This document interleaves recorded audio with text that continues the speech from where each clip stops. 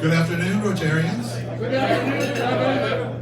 Good to see everybody here today, making it in this wonderful chilly weather. It's January 23rd, and we're calling the meeting to order of the Rotary Club of Des Moines. I'm Kevin Kassir, your president.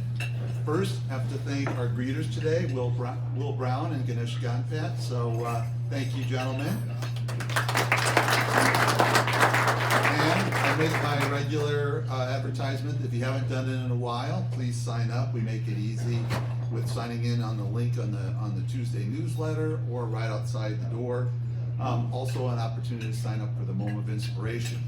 We had a little hiccup on that point, and so I'll be going right into the Pledge of Allegiance and the four-way test, and then we'll get the chance to greet everybody. So please stand. Stand. I pledge allegiance to the flag of the United States of America and to the republic for which it stands, one nation, under God, indivisible, with liberty and justice for all. And now the four-way test. Is it the truth? Is it fair to all concerned? Will it build goodwill and better friendships? Will it be beneficial to all concerned? And now greet your fellow Rotarians.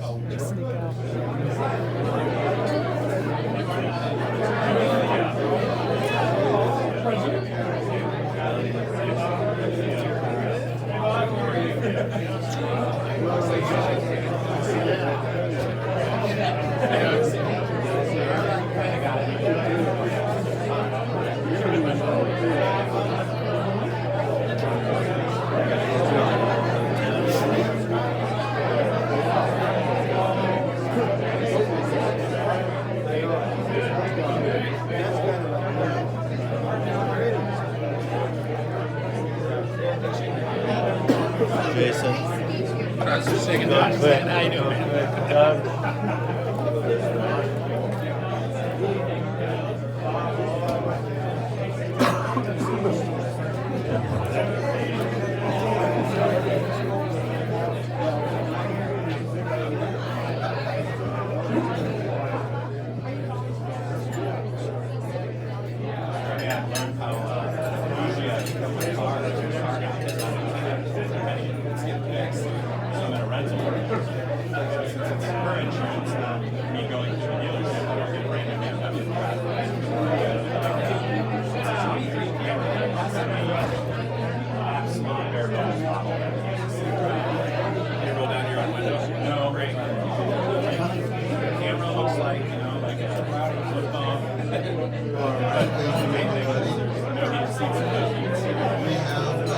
Guests here today, so I'll be introducing our guests, and I will ask you to stand and remain standing, and then we will recognize you all at once. So our first guests are guests of our speaker today, Camber Oswinkel and Emily. What? They didn't hear you, they were talking. We're all just talking. Oh. We're going to recognize our guests today. And we have guests of our speaker, so Camber Oswinkel and Emily Samuelson.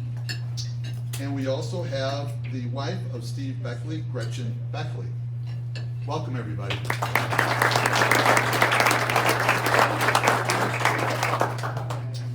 Next is where in the world is club number 27, and there we are, a group of us were at Exec Connect, Iowa, most recently at the In Confidence Speakeasy in the Hotel Fort Des Moines.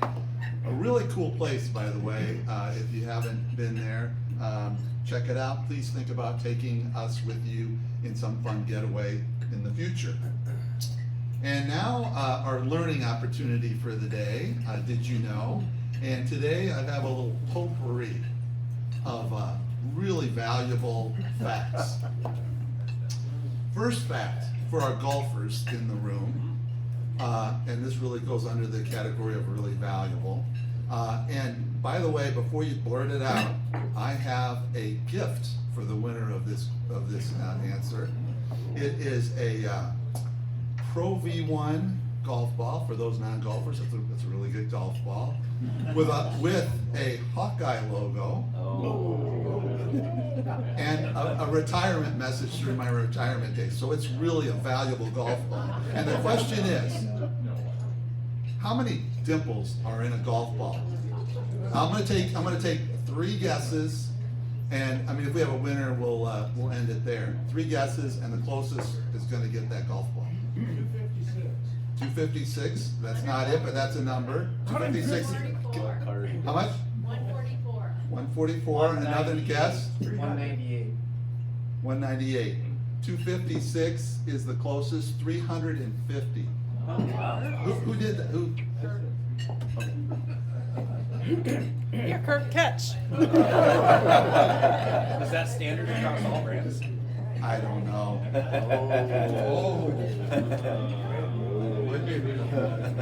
I do fact check these things, but some things, you know, these are fact checked. The next one, completely different, like I said. What country has the most contiguous time zones? And how many are there? Russia is the right answer, and you know how many? 11. Average those. 11. And now, for those who aren't big on exercise, if you're standing for 1 hour and you're an average 150-pound person, how many calories do you burn? 200. 200? No, it's a little high. 120 is real. Okay, fact check this one. It's a little all over the board, but 120 is about right. Versus sitting, which is going to be about 40 calories less. So just stand and boom, you can find your way to burning off that dessert. So next is Rotarians on the floor laughing. We hope to have a little chuckle from past President Doug Saltzgaber.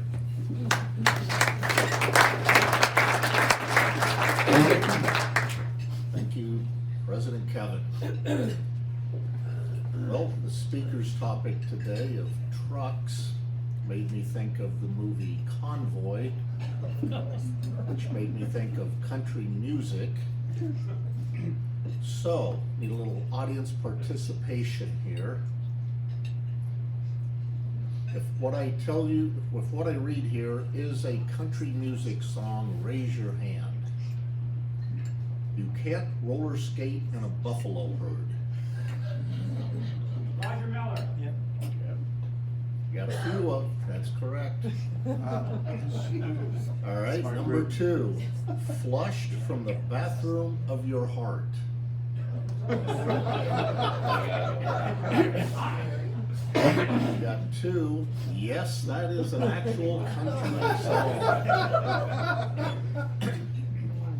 And these were all verified on the World Wide Web, so you know they're accurate.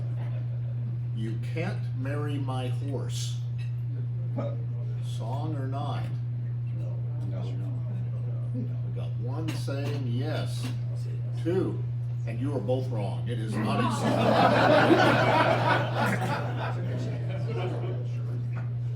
You're the reason our kids are ugly. We got 1, 2, 3 people say it is a song, and it is a country western song. Number 5, there's no crying at a rodeo. Got quite a few people saying yes. Not a country song, but you can get a t-shirt that says that. Did I shave my legs for this? It's a country song. 1. 2, you're both right. It is. Number 7, she thinks my tractor's sexy. Apparently that was a popular one, which I didn't know. Yes, that is a song. And if you can't live without me, why aren't you dead? Song or not? Yes, it is a song. That's all I got.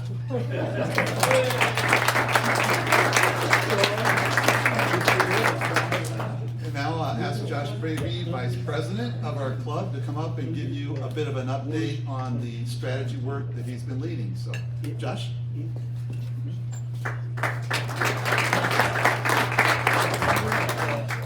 Thank you. So we're going to stick with songs. Our committee is relationships, so we're starting with Taylor Swift songs, and the first one, just kidding. Okay, so our committee is really focused on relationship building within the club. How can we improve our relationship building? So we started with the survey that we've all taken, and we really, for this year, we carved out two things. One being the mentorship program, and then two, really focusing on fun and fellowship. So you'll start to see, in February, you'll start to see some email correspondence come out. We're going to start with the mentor program. We look back at what we've done in the past. We've looked at what a few other clubs have done. We're going to start with a little bit of information. So on the survey, if you remember, there was a question about mentorship. For those that answered, 5 at that time was very interested, 4 was interested, 3 was neutral. We're going to send emails out to those groups of individuals to see if you're still interested. We've created a mentor guide checklist that will walk you through what the expectations are each month in a simple format. So our expectations for month 1 with your mentor is this, month 2 is this, and it's a very simple step-by-step guideline. And then as you are a mentor, myself and Kyle will kind of lead through a mentor monthly meeting as just a touch base. How are things going? Any successes you've had, struggles you're having, so that we can all kind of help each other out. So that's really what's coming up here in next week. We'll send the email out with the information. Mid-February, we'll start assigning mentors to mentees. Mentees would be anyone in the club from 2 years or to 0, really assigning them with new members. And then March will be kind of your first touch base with your mentee. And then April will be our first true mentor committee meeting. So that's what's coming up here in the very near future. Should be well structured, well organized, and we will be just meeting to make sure that we're continually touching base with people so that they feel welcomed and connected with our club. The next one is fun and fellowship. We've looked at a lot of clubs as far as what they do with fellowships. Madison has a really good program where they've got a nice spreadsheet checklist that goes out to mentors. You can check what your interests are. We're going to kind of follow that. That's really our next steps here through the spring, is to create something very simple like that. We're looking for people that are interested in championing a fellowship. So if you have a passion, ideally maybe 4 to 6 to more have the same passion, we'll start to get together in smaller social settings that then really the club starts to feel connected in more ways than just the Thursday lunches. So that information will be coming out again probably in March. We'll get that organized, and we're going to have a little committee around that as well, so that if you do champion the fellowship, it is your passion, but if you need help, we're a committee that can help you kind of set things up for you. And then if for whatever reason you fall out of the club, that fellowship can still live on, and it doesn't go with the members, so we don't lose that connection. So that's really what our next steps are here. You'll be seeing a lot of things from us. I just ask that you engage in those, you respond to any of the emails that we have, and then hopefully our club moving forward into this summer, we are a much more connected and thoughtful feeling of everyone, or thoughtful club around everyone, and everyone feels welcome. So that's really where we're at from the relationships committee.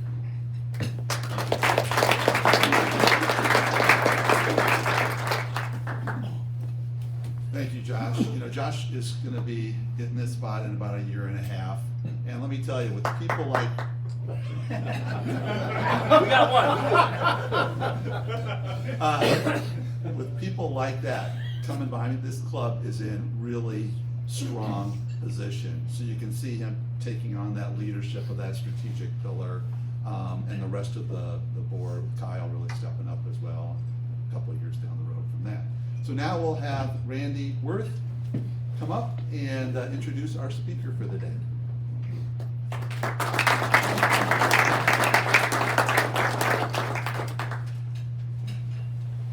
Thank you, President Kevin, and I'm feeling really good after the 2 calories I burnt walking up here.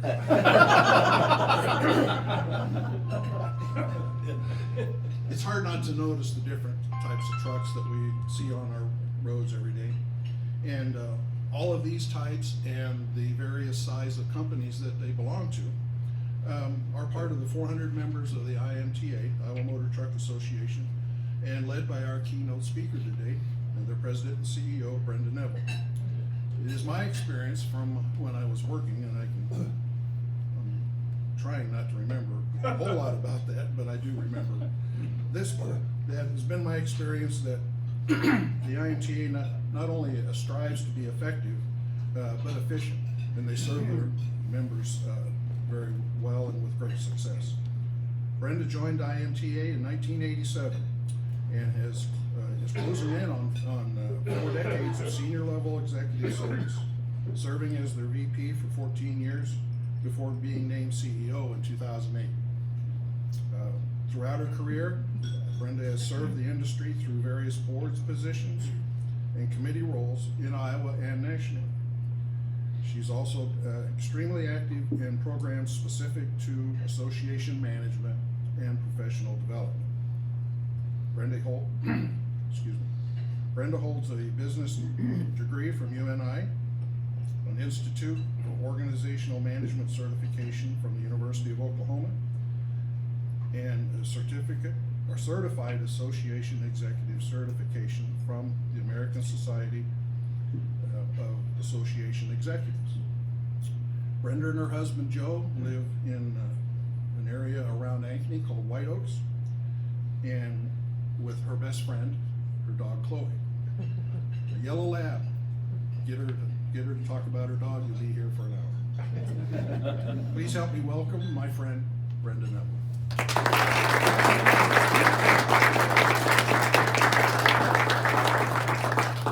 Thank you, Randy. The reason I love my dog so much is both my sons live out of state, so once they left, my dog became, I guess my husband's up there too, but there. Well, thank you for being here. I looked, as I was preparing for this, I just, randomly get into some of my files, and I had a speech from my 2012 presentation at the Rotary Club, so I will tell you I have new material, and I hope it's a good 20 minutes here with you. Greg, there's the truck. That's the truck that Kevin drives, and anytime you want to drive it. That is a tractor trailer that we take out on the road. We get in front of about 15 to 20,000 students a year. We have a driving simulator in there, so you can pretend you're in a semi, and it's the real deal. In fact, there's a garbage can by it because it's so real that people have actually vomited after. We throw a few scenarios at them, and it's the real deal. So we'd love to have you come and drive the simulator, not the truck. But anyway, just a quick story about how I got into the industry, because invariably somebody asked that. So it was in 1986, the fall of 1986. I had been a graduate I'd been out of college for 2 years. I was in sales and marketing. At the time, I'm going to really date myself, I was interviewing for a pharmaceutical sales job, or Iowa Motor Truck Association. And back in the day, a pharmaceutical sales job was, that was what everybody aspired for, right? You got a car, you got to sell drugs. I mean, it was the job. And then I had Iowa Motor Truck. And I remember going home to talk to my father. He was a farmer. I'm from northern Iowa, north central Iowa. Wanted his advice, which I always relied very heavily on. And he drove truck once in a while in the winter. He was a farmer at heart, but he would drive a fuel truck once in a while, 18-wheeler. And I remember asking him, gosh, what do I do? And he said, I'm going to tell you something about trucking. I'm not going to influence you, but I'm going to tell you something about trucking from my years in it. 3 things. He said, first of all, trucks are never going to go away. Robots aren't going to replace what we do. They're very important. They're never going to go away. Second thing is, it's probably one of the most important industries out there, and people don't even realize it because that's how good it is. And thirdly, he said, some of the finest people I've ever met are in the trucking industry. I ultimately decided to go with the Iowa Motor Truck Association, and I will tell you, almost 39 years later, all of those things still hold true. So I feel very blessed that my father gave me that sage advice, and I feel very blessed that I've been able to come to the same job for just starting my 39 years. That is an anomaly. That's very strange. My 2 sons, I graduated from the University of Iowa. They've been out, 4 or 5 years. I've probably had 3 or 4 jobs. They really do not think I'm right in the head. They're like, how do you stay at the same job? I will tell you, because trucking's a great industry. So with that, just a few IMTA fun facts. I know some of you know who we are, some of you don't care, but at least now you'll have this to put in your memory bank. We were started in 1942 by Mr. John Ruan, and he got a few of his competitors to start this association because the railroads were taking advantage of the trucking industry in his mind at the Capitol, and he felt that it was important that the trucking industry have a voice. So Mr. Ruan started our association, bankrolled it, was very involved.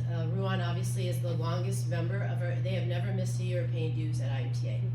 And I will say early in my career, I had the honor, and it was a privilege and an honor to work closely with Mr. Ruan as he helped us with public policy, he helped us with our leadership program. It was just really a great leader for our association. And the reason they started in 1942 was to have a unified voice. And primarily they were looking at the Capitol at that time, but we still have that as our mission today, to have a collective and a unified voice to represent the trucking industry. And we have 206 trucking companies that belong to our association and 181 vendor companies. And we really are always appreciative that we have companies in almost all 99 counties. The reason that's important to us, probably doesn't matter to the most person, anyone else out there, is when you go up to the Capitol, being able to say that you have constituents in almost all 99 counties would be ideal. But we have trucking companies in all 99 counties. That just really helps us with our advocacy effort, which is really why we are in existence. Trucking fun facts, and I'm not going to read these or go through every single one of them, but trucking is big in the state of Iowa. And here's some companies that you probably recognize. Those are just a few of our members. Ruan, CRST, Heartland Express. When I go to national meetings, we definitely are recognized as being a trucking state. And the reason we're recognized as a trucking state, number one, we have a lot of trucking companies here because of the farming community and the agricultural sector, right? Tons of trucks. The other reason we have a lot of trucks, or we're considered a trucking state, is because of I-35 and I-80 crossing in the state of Iowa. Great advantage for anybody that's in trucking, great advantage to our state. I'm proud to say all of these companies that are listed are multi-generation companies. 2 years ago, we inducted our first third-generation chairman of the board. That's the other thing you find in Iowa and the Midwest in general. They're trucking companies that were started a long time ago. They're very financially solvent. They're very strong in their moral, their character, and everything about Iowa trucking is highly respected on the national level, and has been my entire career. So I always have been proud to say that I represent the Iowa trucking industry. 1 in 12 people in this state get a paycheck and are connected to the trucking industry. So we're a big employer, and we pay a lot of good wages. That third bullet point is important. Before COVID, there was about 16,000 trucking companies in the state of Iowa. Today we have almost 24,000, well, almost 25,000. It's very easy to get into trucking. Some would argue maybe too easy. But during COVID, there was a lot of availability of equipment. There was a lot of need for hauling freight, and people were really jumping in to the industry. Today, we are still in a freight recession. The trucking industry is really not doing that well, and has not been doing that well for over 2 years because there's so many trucks. Our capacity is so big. And so that's a prime example to see that kind of growth in that amount of time. But now, a lot of those trucking companies too, to clarify, those are 1 or 2 truck operations, a lot of them affiliated with farms. Some of them are out-of-state trucking companies that have now, located to Iowa because of our location. So anyway, trucking is a big deal, and you probably see a lot of trucks because of the interstates that cross here. This is something that we put up here because sometimes I go to audiences and they don't always understand, they just see a big tractor trailer. And so this is just some things about trucking. I know when I first started in trucking and people were referring to reefer, I wasn't sure that was a refrigerated truck at the time. It is. It's a refrigerated truck. It's very important. Anyway, this is just some information that we get from our board of directors. There's about 45 on my board of directors, and they represent their CEOs representing all these different trucking companies. And so we survey them every year to just get a little feel for what they're spending. People always ask me, how much does a truck cost? Well, the power unit is that unit before the trailer. That's $125,000. And then you have the different trailers, and those can range anywhere from $50,000 to $100,000. The average age of drivers in Iowa is about 58. The other one that's really a sort of an interesting statistic that I share to audiences is the average, our miles per gallon. If we're getting, anything under 6, that's good. I mean, trucks do not have the best fuel efficiency, but that's really, really important to an operation too. They're constantly looking, trucking companies are constantly looking for ways for fuel efficiency. So right now, the average that I got from my board members was about 6 miles per gallon. So these are just some stats that we look at, and we also use when we go up to the Capitol or talk to regulators about what's going on with our industry. Okay. The other thing that we like to share with audiences is that the trucking industry really does pay its way in the state.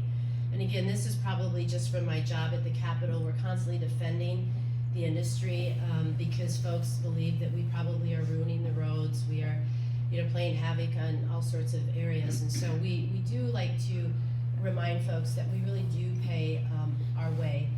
$522 million is what Iowa's trucking industry has paid in federal and state roadway taxes. And it's important to note here that we pay 40% of the taxes, but we're only 15% of the vehicle miles traveled in the state. So, as you probably have guessed by this statistic, roads are very important to us. Infrastructure, roads and bridges are probably one of our most important things that we defend and advocate for. We want to reinvest money all the time in the roads that we're using. The commercial system, which would be the interstate system, and the commercial roads that are connected to the interstate system are very important to us. Having said that, also important to us is, the municipalities, the cities and the counties also need some of that money. So we guard the road fund very closely. We watch it very closely. We advocate to reinvest in that. And amazingly, one of the things that we advocate for quite regularly is to increase the fuel tax. And whenever we go up to legislators, especially freshman lawmakers, and say, boy, we really would like to increase that fuel tax, they're always shocked because basically we're adding to the bottom line, the cost, we're adding to the cost of our members. But that's how strongly trucking feels about roads. If you have good roads and bridges, it enables us to be a lot more efficient when we're delivering the products. Congestion costs a lot of money, road construction costs a lot of money, bad roads cost a lot of money, and so we're always going to be waving that flag for investing in infrastructure. And it is something that legislators have had a real difficult time doing over the last decade, not only here in Iowa, but nationally. And we are constantly trying to get them to look at raising that gas tax. But a lot of the Republicans especially don't want to do that. That's raising, that's a tax. They don't like that. We consider it a user fund. We believe it's a fee that you pay for the roads. We're using the roads. We're putting a lot of wear and tear on the roads. Therefore, we should be paying for them. And in return, we want them to invest in the roads that we're using. So just a little bit about one of our most important priorities. We always talk about delivery partners. I come to some events like this in front of groups, and they'll say, well, you hate the railroads, don't you? We do not hate the railroads. We don't hate anybody. But we especially don't hate the railroads. Those are important delivery partners. We all have a very important role in delivering the products that we all depend upon every day. And so our delivery partners are extremely important. Clearly trucks are have the largest percentage here, but that makes sense, right? A railroad isn't going to take it the last mile. A tanker isn't going to take it the last mile. I mean, it's common sense. So no, our delivery partners are very important to us. We like to work with them closely when it comes to important legislative issues, because if they have whatever they want, we want as well. So this is just a graphic as to how important trucks are when it comes to the delivery of everything that we use every day.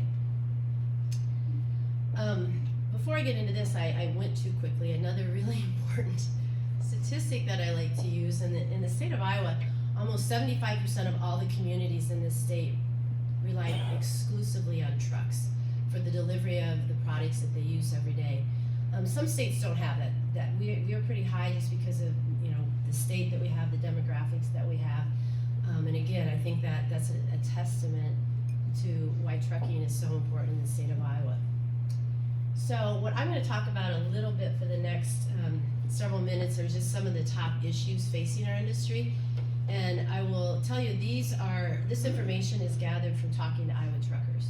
And when I say Iowa truckers, we're talking to CEOs, we're talking to senior level management, we're talking to safety directors, operational, and we also bring drivers into our focus groups and our surveying efforts because I think they're very, very important. At the end of this, I'm gonna show you the difference as far as what drivers listed as the top issues and as far as what the CEOs listed as top issues. And, you know, understandably, they're gonna look a little bit different. But this particular topic at this point is coming from the CEOs. We had 300 CEOs that responded, or senior level. And these are, I'm just gonna talk a little bit about the top 5. I'll let you see the rest of them too, but I'm just gonna go into a little detail with them. The last 2 years, their number one concern has been the economy. Again, as I said, the trucking industry has been facing a freight recession over the last 2 years. We're anxious to see if that will improve. Sometimes when you have a change in administration, there can be some automatic changes in the economy. I will say our industry is a little concerned about 2 things right now that the current administration is really making as a top priority. Border control, and I'm not gonna get into the politics of that. What our industry is concerned about is our pipeline of drivers is definitely coming from Mexico and beyond. We have a lot of drivers here legally, and so our industry is just really interested to make sure we watch how that policy plays out. And deportation is a whole different political topic, but for our industry, that is a pipeline of drivers, so we just want to be, you know, very careful on how we, you know, attack that. And so that is something that, as far as the freight recession, is really something that we're watching. Another policy that we're really looking closely at too is the administration has said that he's going to roll back a lot of the regulatory initiatives that have happened in the last 4 years. And some people say, well, that would be something trucking would be really excited about, right? Well, there's a reason there's regulations. I mean, and an 18-wheeler in particular, we need to have safety regulations. Now, we don't want to have too much overreach, but we definitely want to have safety regulations, and we aren't sure we want to roll all those back. So those are all things we're watching very closely, and we don't know how that will impact the economy and essentially impact trucking. So that's not surprising. That's been the number one concern over the last 2 years. Driver retention, driver shortage, 2 and 4, really important things for our industry. The average driver is between 58 and 60 years old. In the state of Iowa nationally, it's about 57. I did a poll of our board. Like I said, we have 40 board members. Every single one of them have drivers that are in their 80s. So driver retention, and they're good. I know some of these drivers too. They're good. They might even be better than some of the younger ones, but still, that just illustrates what we have going on in this industry. And so driver retention, driver shortage are 2 really, really big concerns that we're constantly looking at, and they have raised wages in the trucking industry since COVID about 25%. And here's the reality about our industry: it is not an easy job, and it's not always about money, right? They are at home a lot. There's a lot of sacrifices they have to make, so those are not a surprise to be on the top 5. Number 3, lawsuit abuse reform, tort reform, big issue in our industry. I'm sure some of you have followed. For about 4 years, we tried to get tort reform done at the Capitol. We were successful in getting a cap on non-economic damages. That's a big deal to us. We definitely, if we have an accident and it's our fault, we are more than willing to pay for it, and we should. What we're seeing really happening in our industry is there's a lot of times we aren't at fault. We just happen to be in the wrong place at the wrong time, and they're going after the trucking company.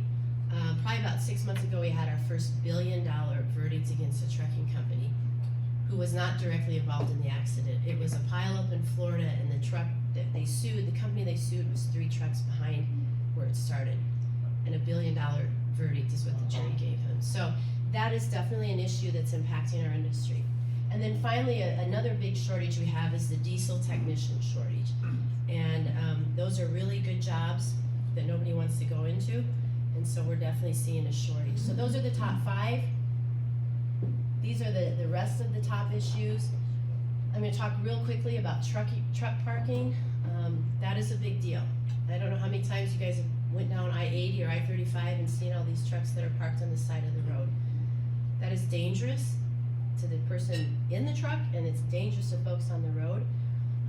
It's a real problem that we're seeing because the state can't afford to keep rest areas open for various reasons, so they're shutting these rest areas. There are truck stops, but there's not even enough parking at those truck stops, and we're regulated because of hours of service to stop quite often, and yet we don't have any place for these drivers to park.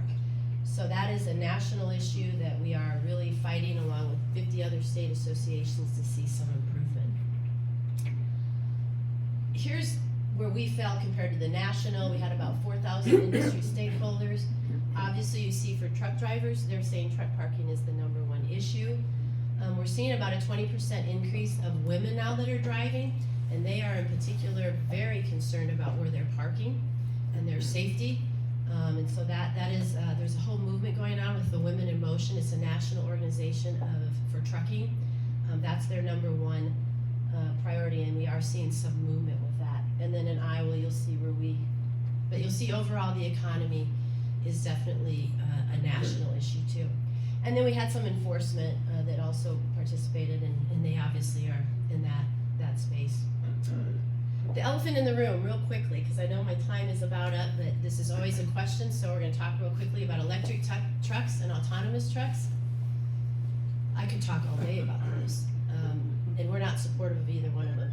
I shouldn't say we aren't supportive. Obviously, the trucking industry is very supportive of doing what we can to preserve the environment, right?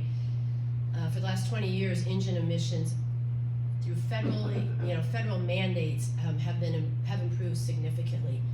Electric trucks cost about $500,000. They're also much heavier. There's not enough charging stations. So for anybody here that thinks that you're going to see a bunch of electric trucks going from coast to coast, that's not feasible yet. What is feasible is regional operations, but for most of the folks I represent, their truckload, they're going from coast to coast, border to border. There is simply not enough charging stations for electric trucks, and the cost is so astronomical at this point. California has been leading the charge on that. They had put together an initiative getting rid of all fossil fuels, any trucks that have fossil fuels by the year 2030.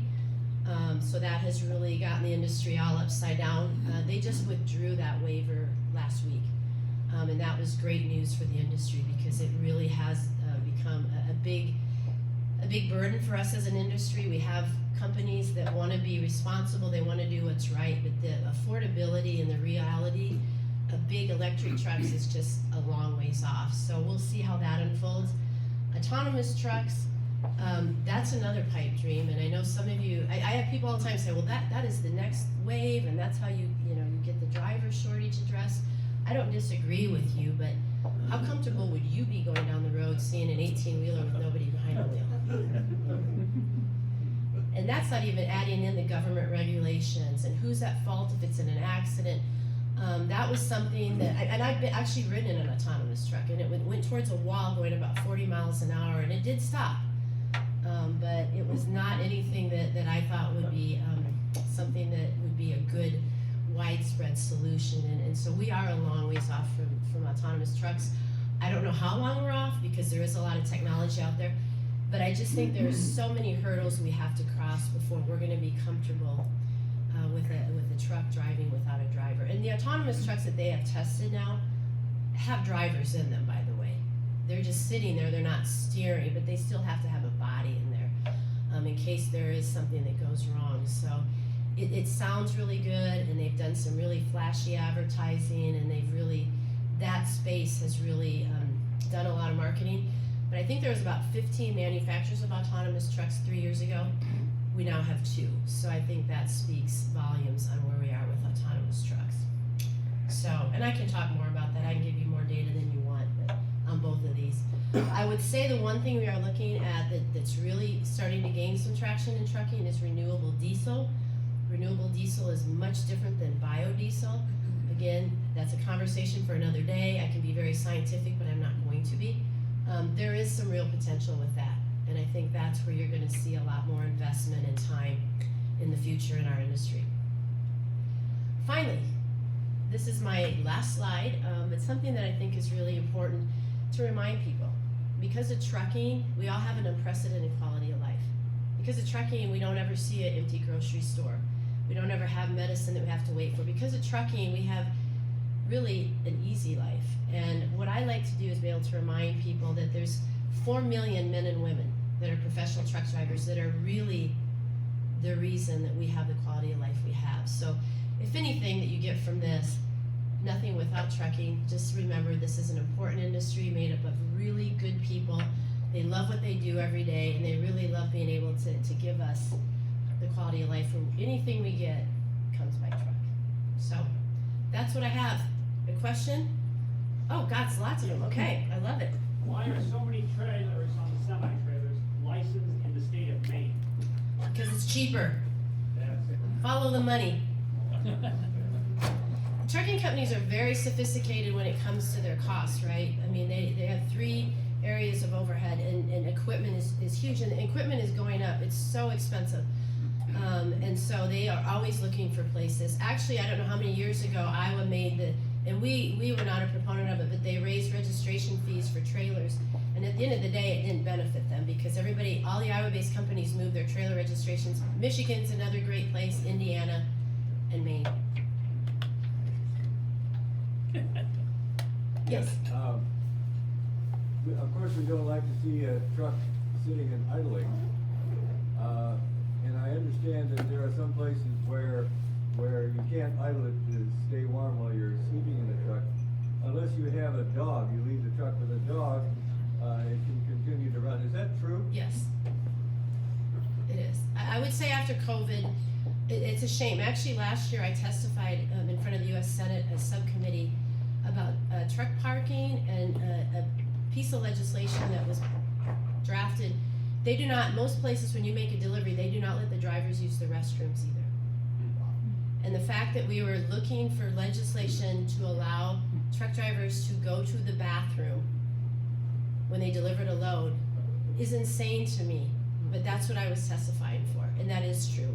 The way the drivers are treated by some of the customers is so bad and so unacceptable, and that is correct. If you have a dog, then you can let your truck idle. Very sad. Yes? How many other truck associations are led by women, and what would you say to young women wanting to get into this field? When I started at IMTA, there was 3 women. Today, there's 14 of the 50 state trucking associations. This industry is good for anyone. You know, man, woman, there are so many opportunities. I always like to say I'm proud. I'm where I'm at today because of the job I do, not my gender. Because most of my mentors have been men my whole life. But I think it just goes to show, you know, if you work hard and if you love this industry, you can be very successful. And I will tell you, there are more and more CEOs that are women in the industry. But more impressively, they're doing dispatch. There's like an award-winning maintenance program that has all women, and it's a national truckload. And the women truck drivers that are really moving into the industry. I mean, the average salary anymore is, you can make 6 figures very easily. To be competitive, trucking companies have to pay that well. And they are also making concessions now for women so that they're home more often. There's one really feisty woman driver. I think she has 3 children at home, and she's like, I love being away from my kids for a couple of nights. I don't mind this job at all. And she's just a very good driver too. So, and here's another thing, proven by research. Women truck drivers are better drivers. And that's been proven statistically. They looked at 3 years of accidents and violations. Women are by far better truck drivers because they're better at multitasking, they're more detail oriented, they focus better. Do you want me to keep going?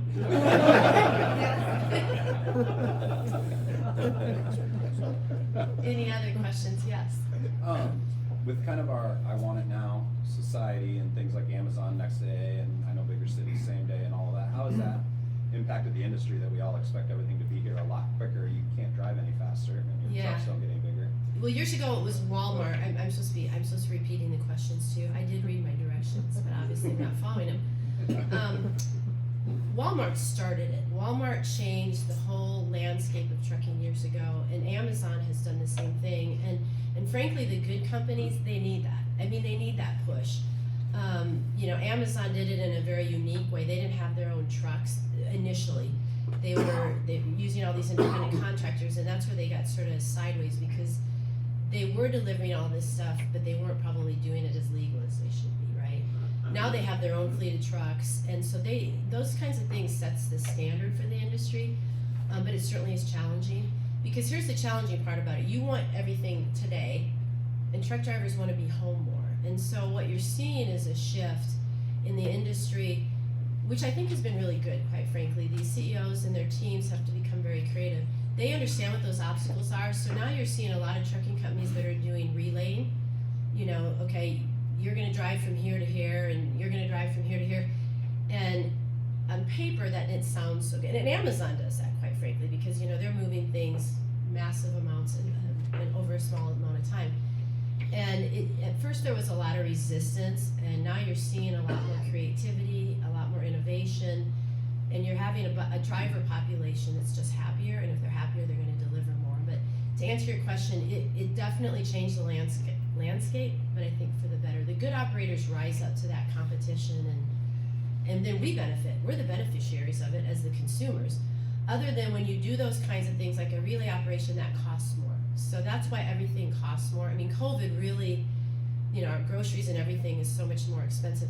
The cost of transportation has went up a lot too. And so we all feel that. Good questions.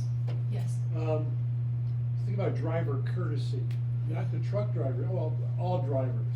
And, you know, if we're going down the highway, for example, we'll see people, the truck driver has his flashers on, and they gotta beat that truck, and they're not showing the courtesy. I mean, some of us, you know, I'll slow up a little bit, go like this, the truck driver, they can go. Thank you. And They sometimes appreciate that. they'll flash the lights that they thank me and so forth, but, you know, that education, I think, should be expanded, because what are you doing? You're not getting that much faster by accelerating past a truck, and it potentially cause a very terrible Right. accident.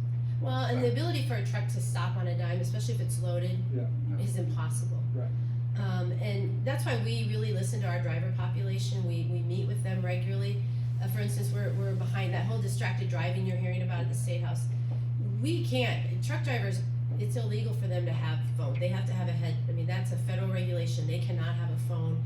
They can't hold it, they can't even have it in the cab. I mean, it can be mounted, but they have these other tablets. So that doesn't impact us, but the reason we're behind that is because distracted driving and the car drivers are just, the truck drivers I've talked to have said it's just gotten so much worse over the last 5 years. People using their phones, well, they can tell you lots of things they see in those cars. It's amazing how people multitask when they're driving. And that's a big concern. I mean, that's their biggest concern, is the lack of courtesy. We do a lot of outreach, obviously, with the high schools. But I will tell you, and don't take this the wrong way, and I'm not gonna say what the elderly population is, but sometimes they're having some real difficulty even with them, and that might not be on purpose. They maybe just aren't paying attention. So I know that there's another state association. They are now working with AARP and setting up workshops, and just also reminding, and really, I shouldn't even say elderly. Any driver should have a refresher course on just common courtesy, not only for trucks, but common courtesy in general. And that really has become a problem. Road rage is the real deal. I mean, I have truck drivers that have had guns pulled on them, they've had garbage thrown on them, and they're just doing their job. But the particular motorist thought that they were tailgating or, you know, doing something. So that is a problem, and education is really important, and I wish we knew how to do it effectively. One more question. Oh, you have one? Oh, Randy. Could you touch on the hours of service that a driver can drive and their acceptance, or Oh my. they had a hard time accepting the electronic data report? Right, so electronic logging devices became mandatory. I don't even know when that was, Randy. I've seen so many different hours of service changes in my career that I can't remember the timeline. How many years? It's been at least 8 Okay, replaced at least. so electronic logging devices, now you no longer have to do your logbooks, right? And drivers can only drive so many hours, and then they have to take, and I don't know what it is off the top of my head, 14 hours, and then they have to take a break. 3 breaks. They have to take 2 30-minute breaks, and anyway, it's just, and they can't find a place to park, right? So they're spending 30 minutes trying to find a place to park. Now their break has been used, and the regulatory. So electronic logging devices came on board as a mandatory safety initiative, and at first it was really, there was a lot of pushback. The drivers did not like that. I will tell you now, at least from the drivers that we've talked to in a lot of our member companies, they've grown to accept it because it makes it very easy. Here's one problem with hours of service, though, that I would advocate. I think you need to have some flexibility. Every operation is different, and we're trying to do one size fits all.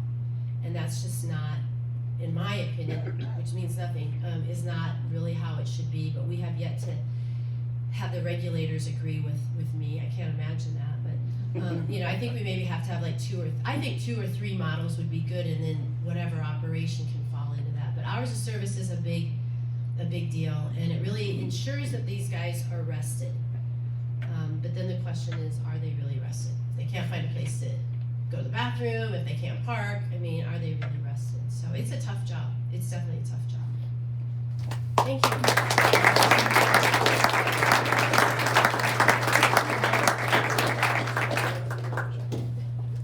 Brenda, thank you. Appreciate you spending your last hour with us. Great, informative, interesting presentation, so thank you very much. Upcoming meetings. Next week, we have the program director for Harvest Academy. It should be very interesting. Followed by the owners of Oak Park Restaurant and our own Steve McCullough, the CEO of Iowa Student Loan. Upcoming events, we have our morning fuels coming up. We just had one on Tuesday. 7 degrees below zero. Greg Edwards was highlighted, and we had 14 people show up. So great job, and thanks to those that showed up. And that should, for those that haven't come, indication that it's really a valuable 1 hour of your day. So the upcoming ones are February 11th. We'll have Susan Voss talk about her life and her career as a past insurance commissioner, executive, and so on.